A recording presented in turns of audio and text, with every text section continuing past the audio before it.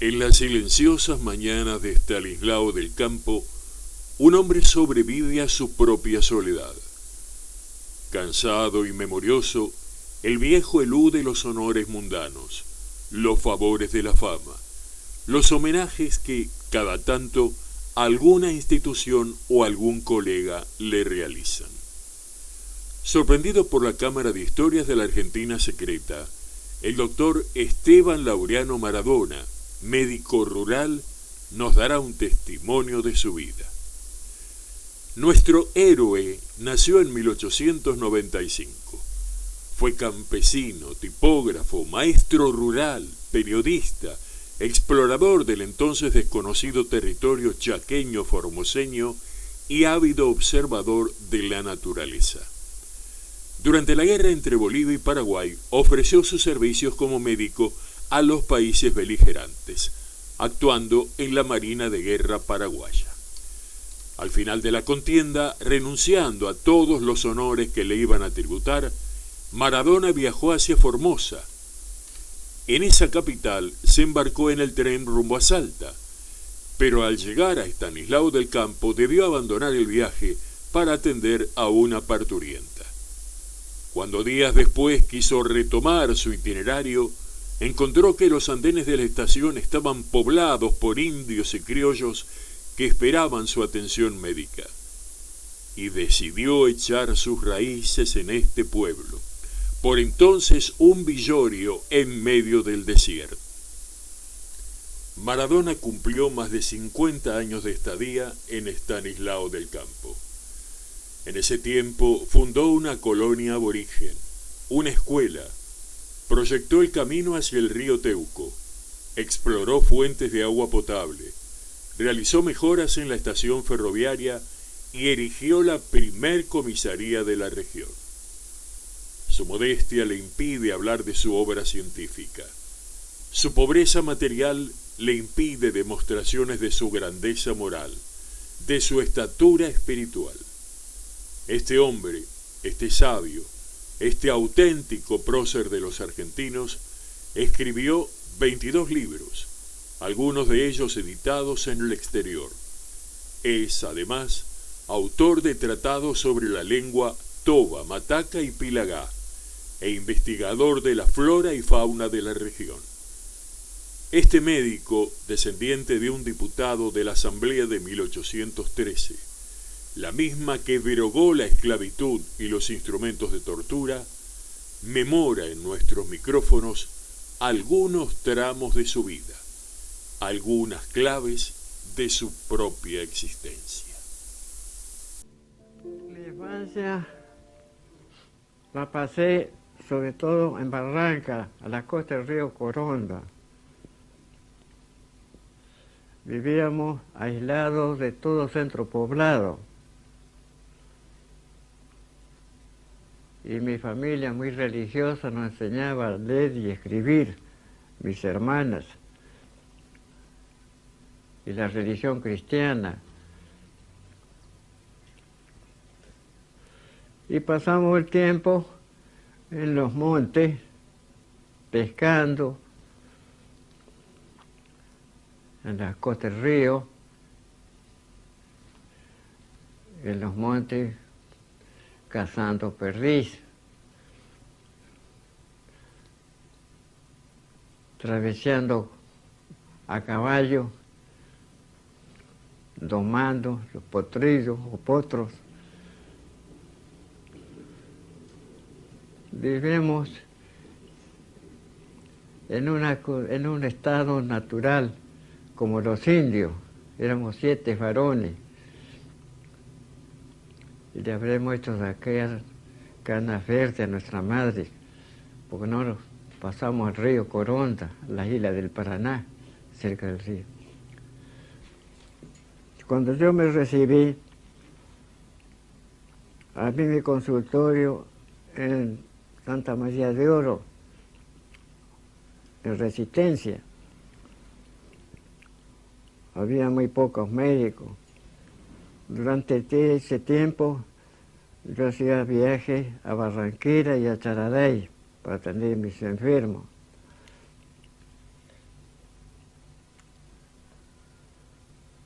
me dedicó como un periodista de campaña a escribir en La Voz del Chaco algunos artículos. Hice exploraciones por la isla del Cerrito Argentino, para estudiar la botánica. Ya me gustaba. Daba conferencias, en un ciclo de conferencias todos los sábados, el año 31, para el 32, sobre la ley 9688, la de accidente de trabajo. Los capitalistas me tenían entre ojos. Y como yo atacaba al gobierno militar del señor Uriburu, me perjudicaron, la policía me perseguía. Opté entonces un día viajar para el Paraguay. El año 32 empezaba la guerra y presenté mis condiciones de médico para actuar con un fin humano y cristiano, para restañar las heridas que pudieran infligirse al soldadito que cae en la batalla. No me importaba que fuera paraguayo o boliviano. Cuando yo llegué a Asunción me tomaron preso, creían que yo era espía, pero elegantemente después, con mi comportamiento de ciudadano argentino, terminé el año 35. Cuando terminó la guerra, yo me vine renunciando a un banquete y a una demostración que trataron de hacer en el puerto con banda de música. No quise aceptar semejante homenaje después que me habían puesto preso al llegar a Asunción. Mi campaña fue amplia y mis pocos pesos los invertí en vez de jugar a la quiniela y andar en las patas de los caballos. Traté de invertir mi dinero haciendo un bien para esos pobres enfermos, dermatosos. Cuando yo llegué a este lado de resistencia, continué mi campaña contra la lepra. No pude ir a Corrientes porque era peligroso, me decían, si fuera a tratar ese asunto en ese pueblo donde había sido un semillero de leprosos. Pero no obstante contribuí con mi hierba, azúcar y unos cigarrillos a los pobres leprosos que estaban en los aledaños de la ciudad de Corrientes, donde estaban casi abandonados. Con el tiempo, cuando pasé al Paraguay, opté por favorecerlos también en ese sentido, y después se hizo una colonia que me quisieron nombrar médico jefe de esa colonia en Zapucay. Terminó la guerra, yo me vine para Formosa, y como siempre hacía esos viajes de Asunción para Buenos Aires, opté de conocer Salta y Jujuy para conocer los elementos históricos que hubieran del tiempo de la independencia, de la guerra, donde de mi antepasado tuvieron alguna actuación, y después pasar también para Tucumán a visitar a mi hermano Juan Carlos, que era intendente de la ciudad, y establecerme con mi madre en Buenos Aires, la calle Walfin. Cuando yo vine para acá, había dos trenes por semana. Y yo no sé quién supo que yo era médico. Había un coche de primera y dos de segunda. Y entonces yo como que quedaba dos o tres horas aquí para cambiar máquinas. Entonces me dijeron que había una enferma que hacía 3 días que no podía tener familia. y quería hacer que todo eso. El caso es que con ese motivo me quedé a verle y todo eso. La vi muy grave porque estaba bastante en malas condiciones. Y para no abandonarla, me tuve que quedar. Perdí mi pasaje y perdí mi puesto que tenía que recibirlo en Buenos Aires. Ahora, con ese motivo me quedé. Entonces, una vez que estuve acá, y ya no pude continuar, cuando quise levantar vuelo, se me presentaron enfermos de los 4 puntos cardinales, de acá de Barreta, Fontana, de acá de Lomita, Ingeniero Juárez, de San Martín II, que hace como 20 y tantas leguas, y de acá del Teuco. De manera que yo venía a ser como como diremos, un puntón acá, como se dice, como una estaca de concentración y de ahí las propagandas de las casas de droga y todo eso, de Europa, de acá de Norteamérica, de Buenos Aires, llegaban acá. Cuando yo llegué, en esos días, empezaron los indios. Estaba todo rodeado de indios, todo esto. Todo esto era monte. Había 4 o 5 ranchos y me querían matar los indios. Tanto que había un famoso Pablito que me agarró y me sacudía. Pero yo nunca le tuve miedo, nunca le demostré miedo. No por darme de valiente, sino que soy así nomás. Pero con la palabra dulce y con la práctica tratando las enfermedades, dándole tabaco, lo que le ha sido prohibido en usted, justamente de esa forma. Algún trapo, alguna ropa, lo traté perfectamente hasta hoy. Y como la he curado, y le proveo de ropa, y le he proveído de zapatos, de calzado y todo eso. Me arremangué, me metí en el monte nomás sin ningún temor, arriesgando mi vida y mi salud. Y también, pero sin embargo le levanté una escuelita con unos pesos que me pesaban en los bolsillos. La 167, que del Consejo de Educación recibí después de 3 años de solicitud un maestro.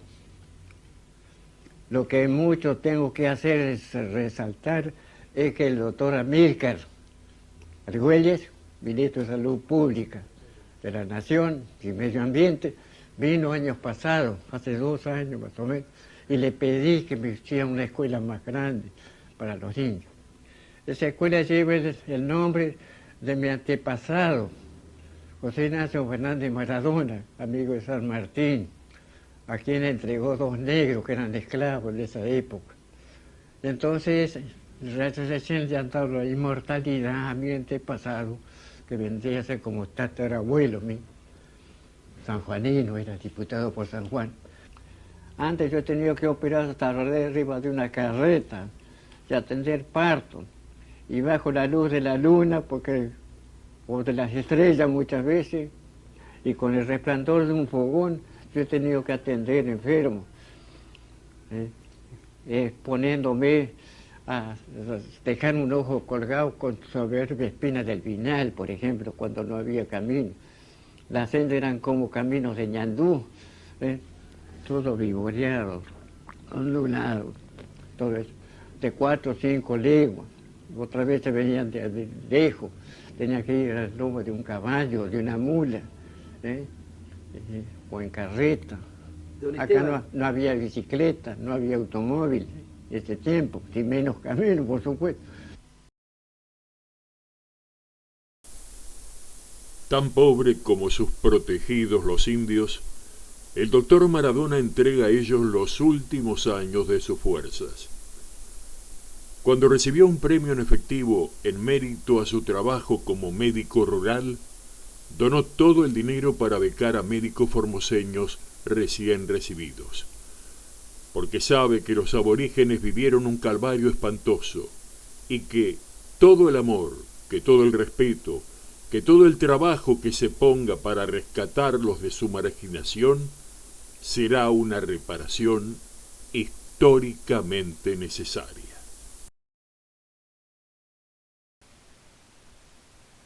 Pobre, desarrapado, manso y silencioso, Maradona emprende solitarias caminatas. Sus pasos lo llevan, como si se tratara de una peregrinación laica, hacia la colonia aborigen Juan Bautista Alberdi que él fundara décadas atrás. De esos tiempos, felizmente superados, Maradona dejó un testimonio en su libro A través de la selva. En él, sin eufemismo, dijo: la explotación del indígena americano no es una novedad. 10 a 20 centavos por achar leña, siempre la más dura. 10 centavos por acargar agua en barriles por tramos de 6 cuadras. 1 peso diario para que transporte todo tipo de cargas.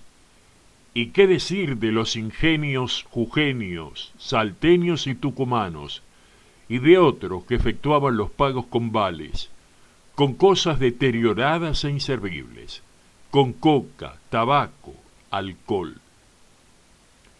Por eso mismo, todo indio, al ser requerido para una changa, sea quien fuere el solicitante, tiene como estereotipada la defensiva frase que pronuncia en gerundio: ¿cuánto pagando?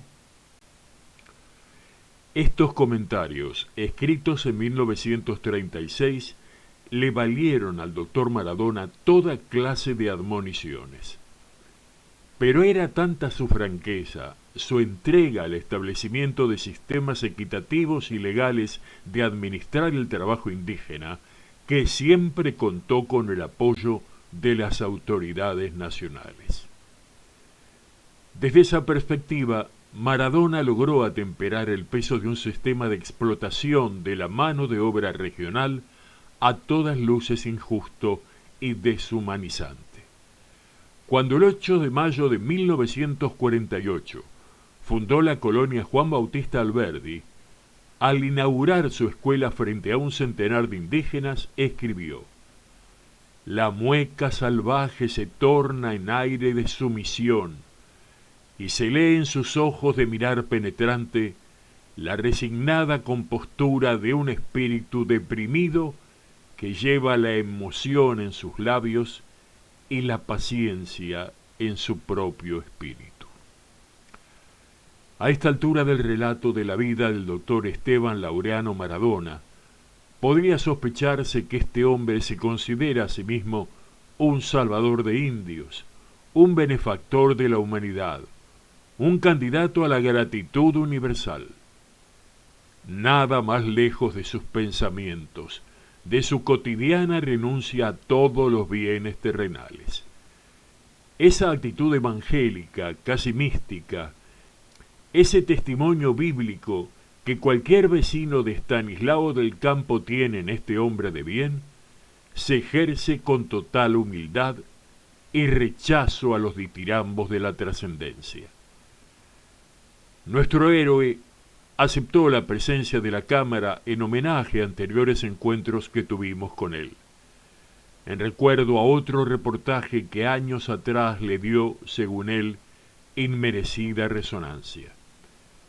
El doctor Maradona sabe que su conducta de vida, esta filosofía que le acompaña durante 89 años, no sucumbió ante los aplausos de los poderosos ni ante la efímera trascendencia de un programa de televisión, ni mucho menos ante los laureles que el tiempo marchita y la memoria olvida.